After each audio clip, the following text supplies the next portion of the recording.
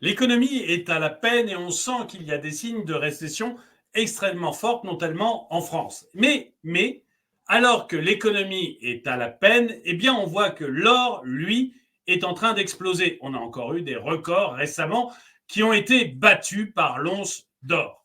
Alors tout ça, en fait, chez moi, ça crée deux choses. D'une part, je me dis, fantastique, l'or augmente, tout va bien, mais je suis comme tous les investisseurs. Je me dis, déjà, quelles sont les raisons?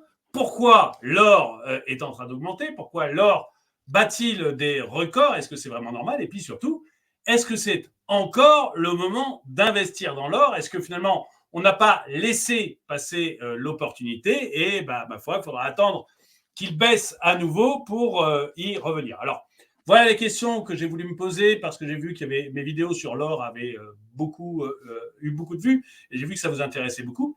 Et donc, pour répondre à ça, j'ai demandé à Nicolas Delourme de revenir. Alors, Nicolas Delourme, c'est un journaliste spécialiste de l'or et il a écrit d'abord un guide gratuit d'investissement un guide gratuit d'initiation à l'or d'investissement et puis surtout un rapport 2024 sur la rentabilité de l'or. Alors, je vous mets les liens dans la description, c'est gratuit, hein, donc vous pouvez y aller, il y a les liens dans la description, et vous pourrez aller voir ces deux guides qu'a fait Nicolas Delourme, mais c'est un des spécialistes, un des journalistes spécialistes de l'or, et du coup, ça m'a intéressé de pouvoir échanger avec lui sur ce sujet. Alors, Nicolas Delourme, bonjour. Bonjour François-Xavier. Alors d'abord, parlez-nous des records qu'il y a eu sur l'or tout récemment, puisqu'on va tous les mois de record en record. Alors dites-moi un peu ce qui s'est passé. On va même plus que tous les mois de record en record, puisque la semaine dernière, c'est de ce record-là dont vous parlez, le 17 juillet, c'est la 32e fois que l'once d'or a battu un record historique en 2024. Ce n'est pas un record annuel, c'est bien un record historique. L'or n'a jamais valu aussi cher. Et donc, le dernier record date de la semaine dernière, 17 juillet, Vous voyez, 17 juillet, l'once d'or en euros a atteint le cours de 2268 euros et en dollars 2480 euros. Je parle des cours de la LBMA. La LBMA, c'est l'association commerciale internationale qui représente le marché de l'or d'investissement. Elle fait référence dans le monde, elle se définit comme l'autorité mondiale en matière de métaux précieux. D'ailleurs, les cours de la LBMA qui sont fixés 2 fois par jour, c'est pour ça qu'ils sont intéressants. C'est pas la peine quand il s'agit d'or physique d'aller chercher des cours à la minute, hein, le cours spot. 2 fois par jour, ça suffit. Et les cours publiés par la Banque de France sont en fait ceux de la LBMA qui est située à Londres. LBMA, ça signifie London Bullion Market Association, et ce sont donc ces cours de référence qui me servent à moi comme base de tous mes calculs. Donc, record, 32e record de l'année, record historique, le 17 juillet, c'était il y a quelques jours, et puis jusqu'au prochain, comme vous dites, peut-être ce mois-ci, et peut-être au mois d'août, on va voir. Juste, je fais une petite insert, parce que vous dites que ce sont ces chiffres, donc on parle d'or physique, hein, on ne parle pas d'or papier, là j'ai fait une vidéo récemment sur l'or papier, mais là on parle vraiment d'or physique. Nous on parle d'or physique, oui. Et vous parlez de vos calculs, alors c'est lié probablement à votre rapport sur la rentabilité de l'or, le rapport 2024. Alors tout le monde n'a pas vu la dernière vidéo qu'on avait faite. Vous pouvez nous dire juste 2 mots sur vos calculs pour que les gens sachent à quoi ça fait référence, quoi, qu'ils puissent en parler. Alors déjà, oui, de toute façon, l'or papier ou l'or physique aujourd'hui, le cours est le même, sauf que quand il s'agit d'or dématérialisé, on a tendance à réactualiser, à rafraîchir les cours très régulièrement, en fait, toutes les secondes, hein, ça bouge sans arrêt, c'est ce que l'on appelle le cours spot. Pour l'or physique, c'est rare qu'on achète dans la même seconde et qu'on revende dans quelques secondes plus tard. Il faut quand même aller dans le magasin, sortir et rentrer si vraiment on veut revendre. En général, on achète de l'or physique, des pièces, des lingotins, des jetons d'investissement à moyen, voire à optique long terme. On pourra en reparler. Je reviens sur le rapport d'investigation sur la rentabilité de l'or. Donc, c'est un rapport annuel et je calcule, toute période d'investissement confondue, le taux de rentabilité du métal jaune. Et en 2024, ce taux de rentabilité, depuis que l'or est coté en euros, c'est-à-dire depuis 1999, la naissance de l'euro officiellement, c'est le 1er janvier 1999, depuis 1999 jusqu'à 2024, la moyenne, toute période d'investissement confondue, de rentabilité de l'or est de 8,69% par an. Ça signifie qu'en moyenne, ceux qui ont investi sur l'or dans une période plus ou moins longue, entre 1999 et 2024, ont gagné 8,69% par an. Voilà, ce rapport, vous l'avez dit, vous pouvez le télécharger gratuitement sur le site de mon éditeur, les éditions Jean de Portal. Voilà, alors oui, le lien est dans la description.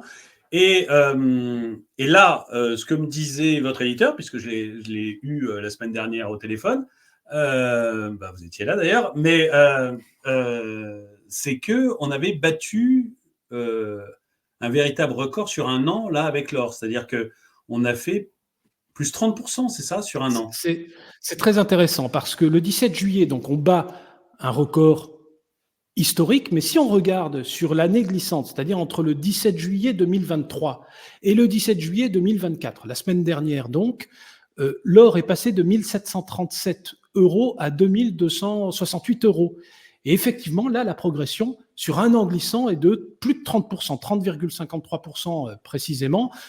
C'est assez spectaculaire, c'est pas inédit. On voit que depuis 1999, il y a déjà eu des années à plus de 30%, mais ça montre bien que l'or est très fort en ce moment. Il y a une vraie frénésie du marché de l'or.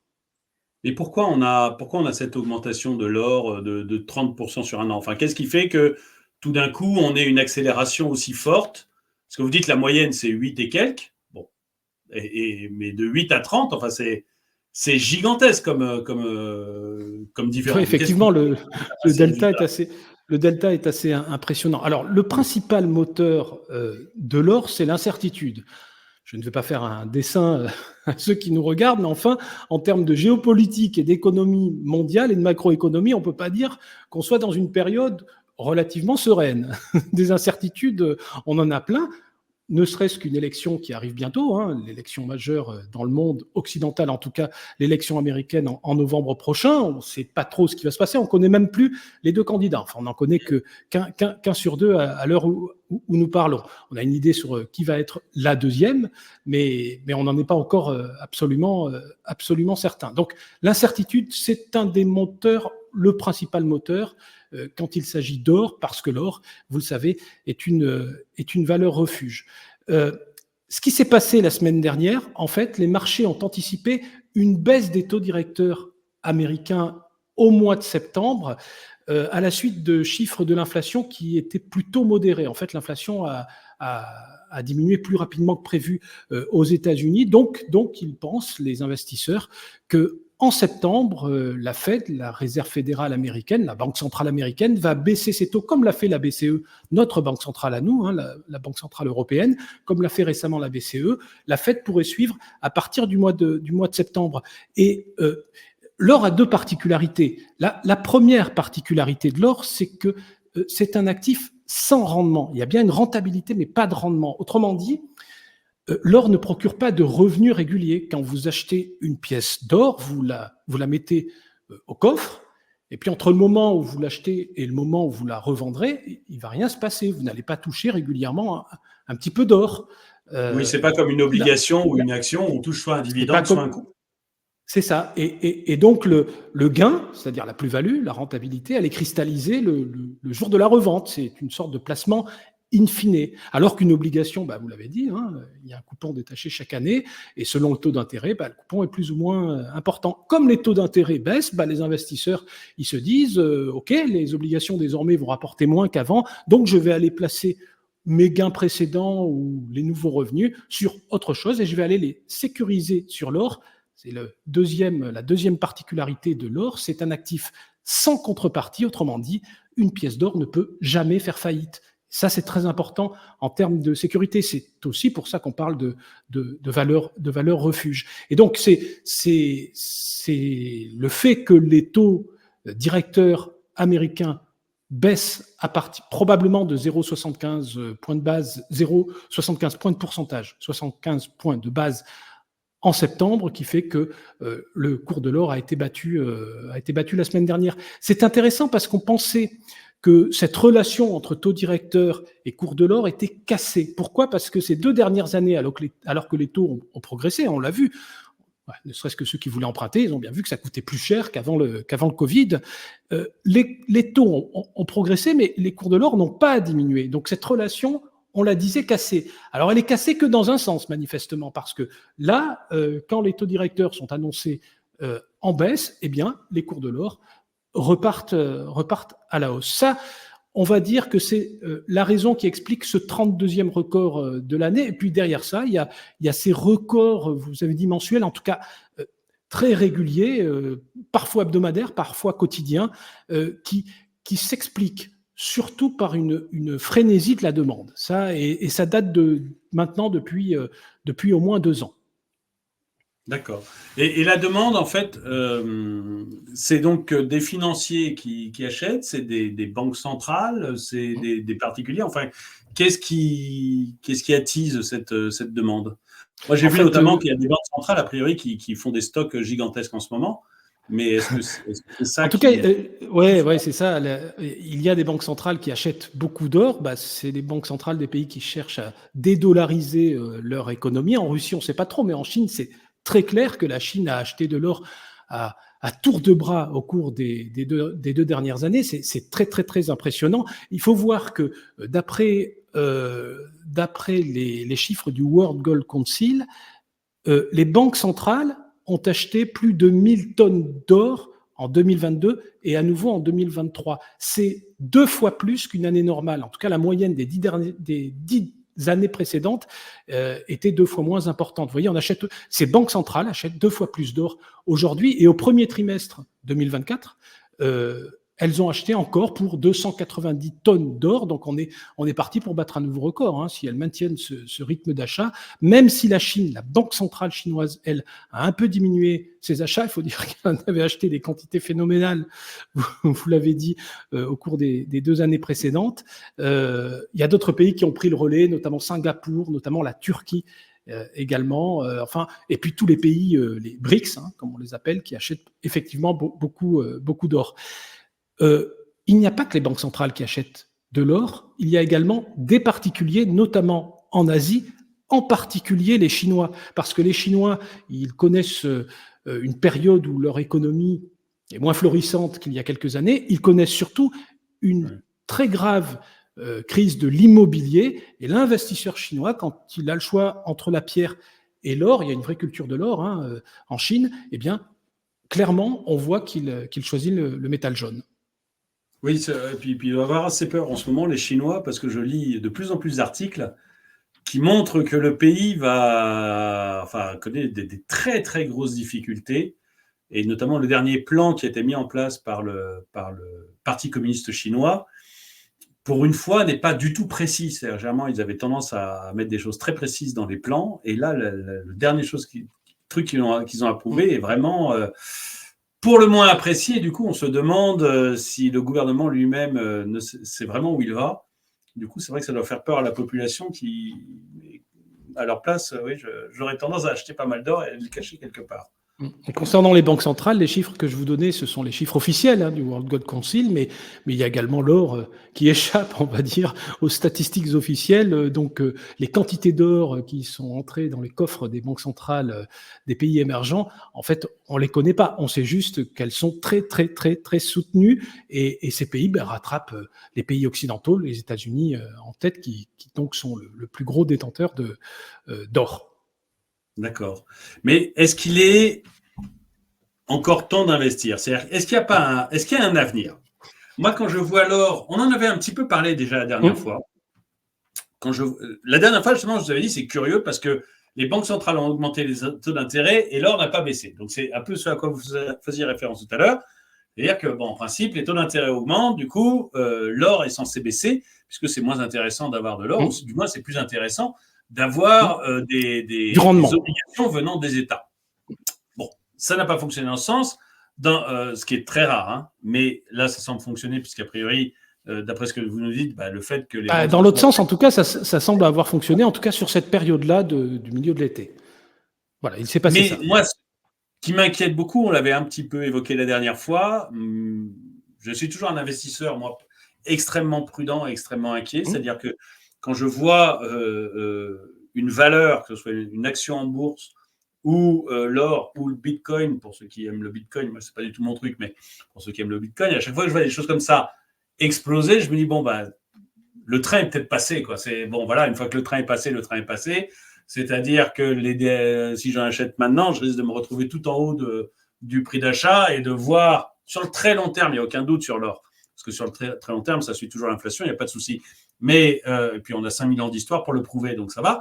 Mais sur le court terme, c'est-à-dire ma vie, j'aimerais autant que sur la durée de ma vie, quand même, je ne vois pas l'or baisser tout le temps à partir du moment où je l'achète. Donc, Vous pouvez pas parler de vous n'allez pas parler quand même de la durée de votre vie. Vous êtes tout jeune oui, sur le court terme. Non, mais disons que ma crainte, vous l'avez compris, c'est en fait d'acheter un moment où il est très cher. Bien sûr. Et de me retrouver à un moment où après il va se mettre à baisser régulièrement, voilà, pendant les 5 prochaines années, mettons. Et ça m'embêterait beaucoup. Donc, ma question, c'est est-ce qu'il est trop tard? Est-ce qu'on a vu le train passer, c'est terminé, tant pis? Ou est-ce qu'il y a encore un avenir dans le fait d'acheter de l'or aujourd'hui? Ouais, c'est une très bonne question, hein, c'est même une question essentielle.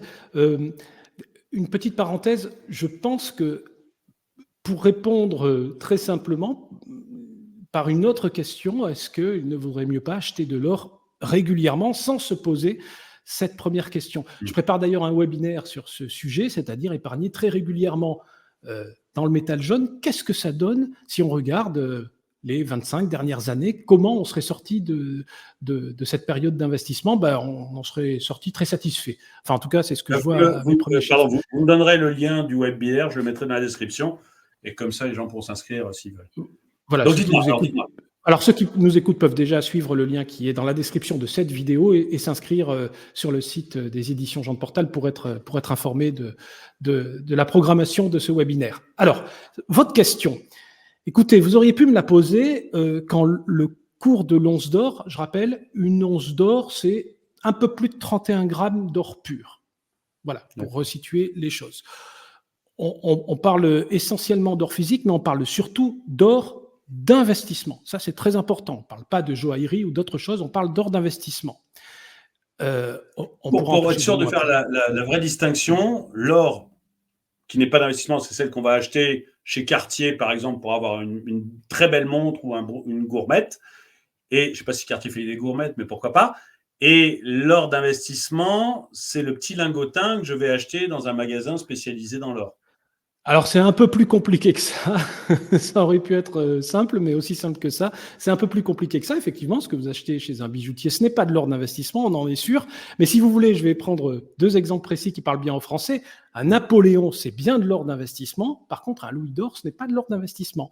Et c'est important, ça, de bien connaître, de bien savoir ce qu'est l'or d'investissement. C'est pour ça, d'ailleurs, que j'ai publié un guide gratuit qui est également téléchargeable sur le site de mon éditeur gratuitement. Donc, télécharger si cette notion d'or d'investissement vous échappe un peu, n'hésitez pas à le télécharger. Il est là pour ça. C'est un guide ludique sous forme de QCM. Vous pourrez vous amuser à répondre à ces questions. Un Napoléon est de l'or d'investissement, un louis d'or n'est pas de l'or d'investissement. Pourquoi est-ce important? Parce que derrière, il y a des questions de fiscalité. Voilà pourquoi on ne parle que d'or d'investissement. Alors, je reviens à votre question. Est-ce que c'est encore un bon moment? Vous m'auriez posé la même question en 2005 quand l'or a dépassé les 400 euros, c'est-à-dire grosso modo 5 fois moins qu'aujourd'hui. Vous m'auriez à nouveau posé la question quand la barre des 1000 euros, c'est une barre très symbolique, avait été franchie en 2010. Et puis, vous m'avez posé la question récemment. On avait juste dépassé les 2000 euros. Ça, je crois que c'est un record qui date du jour du printemps, 21 mars dernier. On venait juste de passer les 2000 euros. Est-ce que c'est encore un bon moment? Ah tiens, on vient de prendre encore 10%. On est au-dessus de 2002 aujourd'hui. Donc déjà, ça permet de répondre à cette question. À chaque fois qu'on croit que c'était le dernier train, ah ben non, il y a encore un train derrière. Et c'était bien de monter dedans parce que le trafic ferroviaire continue apparemment. Alors, maintenant, une fois que j'ai dit ça, c'est un peu facile parce qu'on peut se dire, bon, d'accord, il nous explique que ça monte toujours. On va regarder ce que disent, je ne suis pas économiste, je ne suis pas banquier non plus, on va regarder ce que disent les experts. Déjà, les banquiers. Alors, les banquiers, eux, ils regardent plutôt à moyen terme, c'est-à-dire 1-2 années maximum. pas plus loin. Mais enfin, c'est intéressant de regarder ce qu'ils nous disent aujourd'hui. La banque UBS, qui traditionnellement surveille de très près le marché de l'or, dit que en moyenne, le cours de l'or en 2024 s'établira à 2365 $. C'est intéressant ce chiffre de 2365 $ parce que grosso modo, on y est aujourd'hui. Après le record du 17 juillet, ça a un peu baissé. On est un peu au-dessus. Bon, voilà, on vient de passer ces 2365 et pourtant, depuis le début de l'année, en dollars, l'or a progressé de plus de 16%. Donc, il faut faire à peu près l'équivalent pour moyenner, c'est-à-dire pour avoir cette moyenne de 2365 $. UBS voit le cours de l'or à 2600 $ à la fin de l'année. Une autre banque, Goldman Sachs, de son côté, a une cible à 2700 $ l'once pour la fin 2024. Je parle en dollars parce que l'or est d'abord coté en dollars. Donc ça évite de brouiller avec le taux de change entre le dollar et l'euro. Mais enfin, on sait qu'un euro, c'est un petit peu moins d'un dollar, un peu plus qu'un dollar. Voilà. Et puis un autre indice ou une autre projection de banquier, c'est la Citi qui, elle, envisage la possibilité d'une once. Alors, c'est un peu plus haut, à 3000 $, et elle nous dit dans un horizon de 6 à 18 mois, c'est-à-dire en 2025. Mais retenons quand même cette fourchette entre 2600 $ à la fin de l'année 2024 et 2700 $. C'est la fourchette entre UBS et Goldman Sachs. Ça, c'est des projections des prévisions de banquiers, donc quelque chose qui est à échéance de quelques mois, une année et demie maximale. Et puis, il y a des experts, des vrais connaisseurs du marché en macroéconomie, du marché des métaux précieux, matières premières, marché des métaux précieux et de l'or en particulier. Et il y en a notamment deux qui s'appellent Ronald Stofferle et Marc Valek. Ce sont deux Autrichiens qui, chaque année, publient un gros rapport, une grosse étude sur l'or. Alors, c'est un rapport, c'est un pavé, hein. Il faut se le fader, pour prendre une expression du Sud. 422 pages cette année, en anglais ou en allemand, pour ceux qui parlent allemand. Donc, bourré de chiffres, ce sont des économistes qui parlent à des économistes. Mon confrère Nicolas Perrin, qui est également auteur aux éditions Jean de Portal, va sortir dans les jours qui viennent une vulgarisation de ce rapport. Donc, si vous êtes intéressé par le pourquoi du comment et que vous êtes très intéressé par l'investissement, même en tant que particulier, eh bien, Nicolas Perrin prévoit une analyse de l'analyse, mais si vous voulez, une analyse simple, claire et en français. Voilà, en tout cas, à la portée de tout le monde. Et ce rapport, le Wall Street Journal, le rapport de Stofferle et Valek, l'avait surnommé l'étalon or des études sur l'or. C'est dire quand même qu'ils font référence. Le dernier rapport, il date du 17 mai 2024. Et les deux analystes dans ce rapport avaient dit, je vais le dire parce que c'est quasiment la dernière fois qu'on s'est parlé, avaient dit que l'or allait marquer une pause après les records de l'hiver dernier, du début de l'année et du printemps, jusqu'au 21 mars.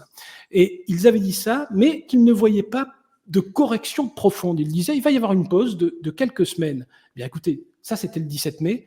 2 mois plus tard, donc c'est effectivement quelques semaines plus tard, 9 semaines plus tard, l'or battait un 32e record.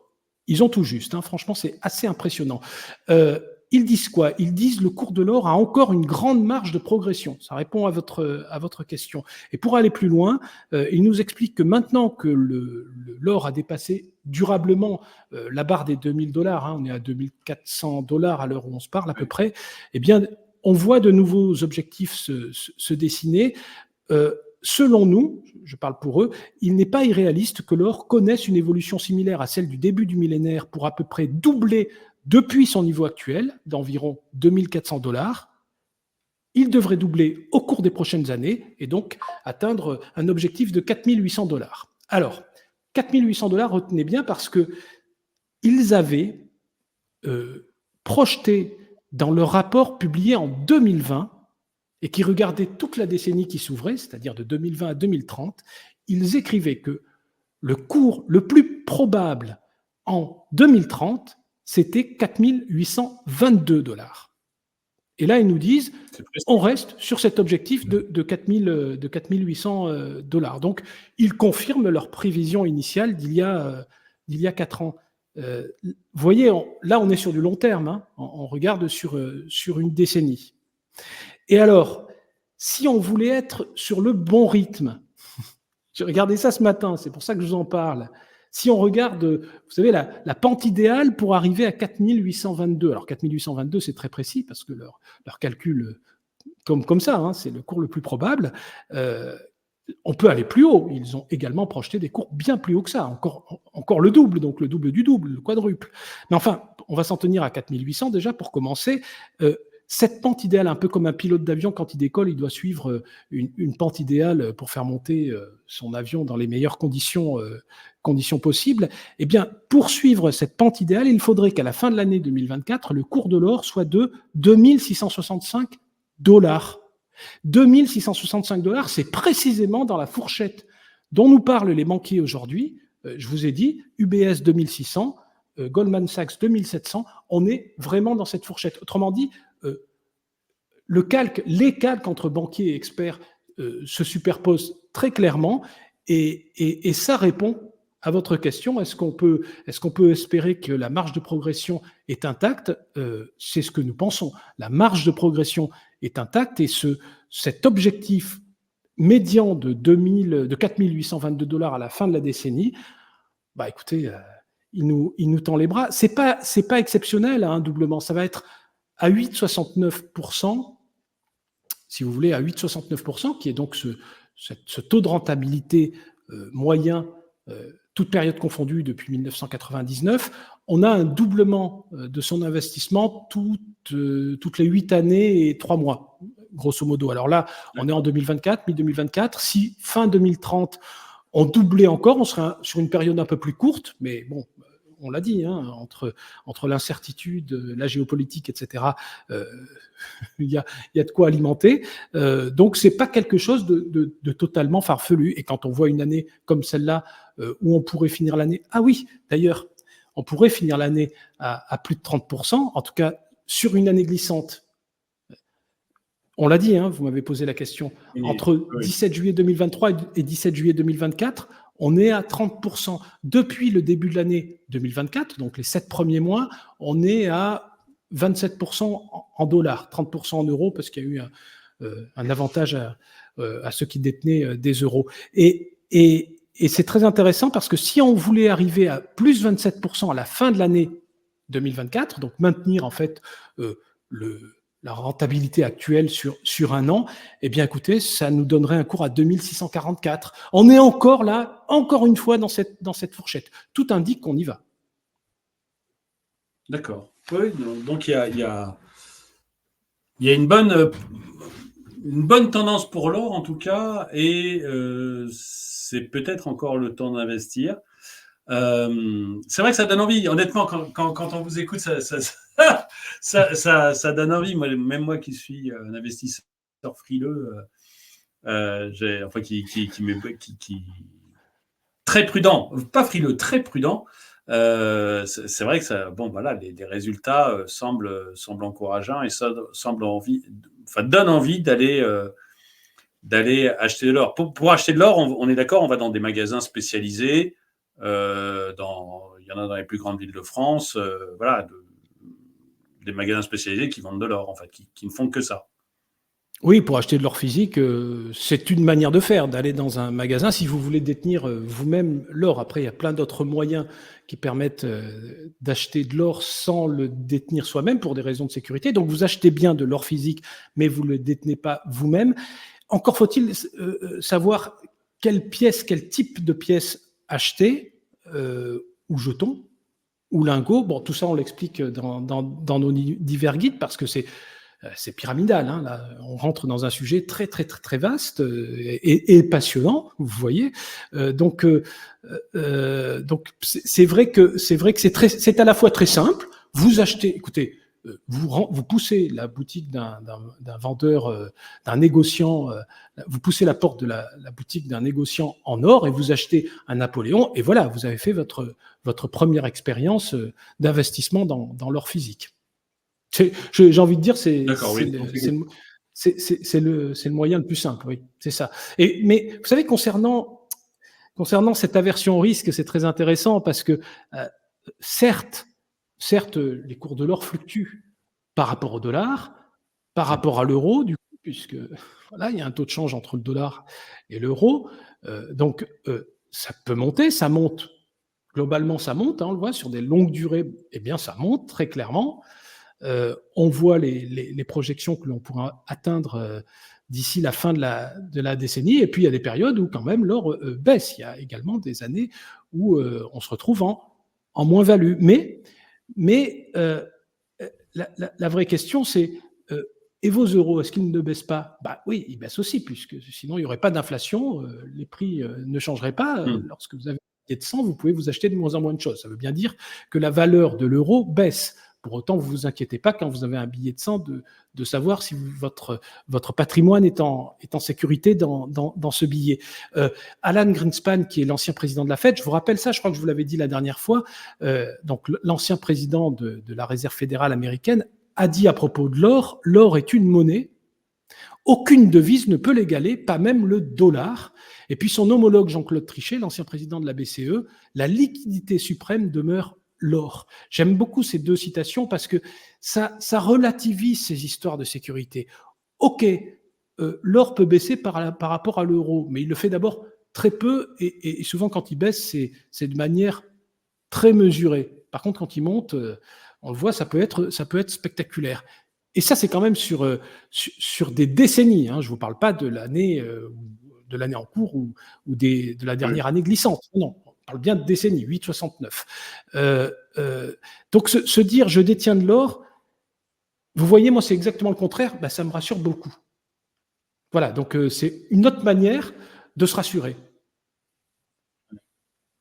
Oui, je pense. Oui, non, mais je vous comprends tout à fait. Donc, la vraie question, bon, bah, la vraie question que pourraient se poser celles et ceux qui nous écoutent, et d'ailleurs, c'est pour ça que je les invite à télécharger au moins ce guide d'initiation à l'or d'investissement pour avoir cette première réponse, c'est s'ils ne détiennent pas d'or dans leur patrimoine financier aujourd'hui, est-ce qu'ils ne font pas une erreur? C'est cette question-là. Autrement dit, est-ce qu'il faut en détenir? Et combien? L'AMF parle de 5% du patrimoine global, c'est-à-dire immobilier, financier confondu. Et puis ceux qui en ont très peu peuvent aussi se poser cette question. Mais il faut regarder l'or, il ne faut pas regarder l'or, pardon, on va le faire dans l'autre sens, il ne faut pas regarder l'or comme on regarde un autre actif. C'est particulier l'or. D'ailleurs, je m'interrogeais de savoir si pendant le mandat de Donald Trump, comment avait réagi l'or à ce moment-là, alors que Donald Trump, en termes de matières premières, lui, c'est plutôt une matière première très noire hein, qu'il encourage de détenir et d'acheter, donc les valeurs pétrolières. Eh bien, l'or, dans cette période-là, dont on ne savait pas trop, je me souviens qu'on se posait la question, comment le métal jaune va évoluer. En fait, il a progressé plus vite que la moyenne, 11,51% par an pendant les 4 années du mandat de Donald Trump. Donc voilà, on se pose beaucoup de questions, on a l'impression quand même que l'or est sur ses rails. Et puis... Non, il n'y a pas de... Alors attention, il n'y a pas de causalité hein, dans ce que je viens de dire. C'est pas parce que Donald Trump va être élu président qu'il faut vite aller acheter de l'or. Non, c'est juste une corrélation entre les deux événements parce qu'à l'époque, on se posait la question et que cet événement pourrait à nouveau se reproduire. Bon, il y a une incertitude, en tout cas là autour de ces élections américaines, mais l'or, je ne vais pas dire que l'or apprécie les incertitudes, mais en tout cas, c'est plutôt rassurant de rentrer dans ces périodes-là, dans l'inconnu, avec de l'or, pas en poche, mais plutôt en coffre, que pas d'or du tout. Voilà. Vous avez parlé du Napoléon tout à l'heure. Un Napoléon, ça vaut combien? Si je veux acheter un Napoléon demain, ne donnez pas le cours pile, mais si je veux acheter un Napoléon demain, il faut que je pense avoir combien? Un peu plus de 400 euros, 420 euros.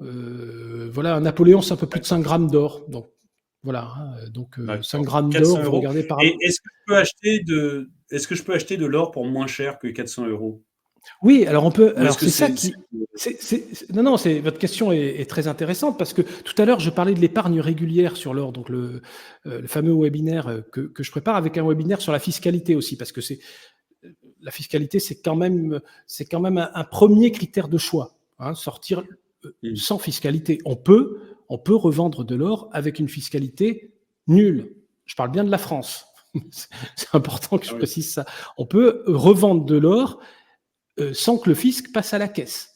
Il y a plusieurs moyens tout à fait légaux, hein, c'est dans la législation fiscale pour revendre de l'or. Donc je prépare ce webinaire et effectivement, plus de 400 €, si on se dit on va investir tous les mois, ça peut commencer à faire un gros billet, voilà, beaucoup. Alors, est-ce qu'on peut acheter moins? Ben oui, parce qu'il existe des tout petits lingots de 1 gramme, et puis il y a des solutions pour investir même des sommes de quelques euros. En fait, on peut investir sur l'or d'investissement, il faut bien se mettre ça en tête.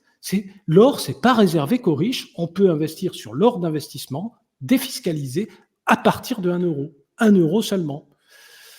D'accord, voilà, donc quelle que soit la somme que j'ai à mettre tous les mois ou en une fois, je peux la mettre dans l'or, quoi. Je ne suis pas, obligé d'avoir 400 € pour acheter de l'or. Voilà, vous trouverez une solution pour acheter de l'or d'investissement qui pourra être ensuite, à la sortie, être défiscalisé. Bon. Eh ben, Nicolas Delourme, merci beaucoup pour tous ces renseignements. Je merci rappelle à vous.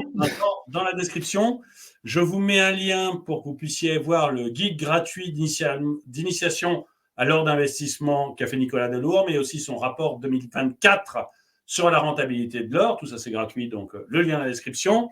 Et puis, un lien vers le webinaire aussi qu'il a préparé sur l'or dans la description. Comme ça, vous pourrez en savoir plus sur ces différents points qui, chacun prendrait une vidéo entière, donc on ne peut pas tous les voilà, et sur le site des éditions Jean de Portal, vous trouverez tous les guides, et Dieu sait si on en produit autour de l'or. Il y en a un autre que Nicolas Perrin prépare également pour les prochains jours, c'est un deuxième volume sur l'or. Alors là, à un niveau qui peut paraître complètement dingue aujourd'hui, 10 000 €, mais vous savez, tout à l'heure, on a évoqué les 400 €.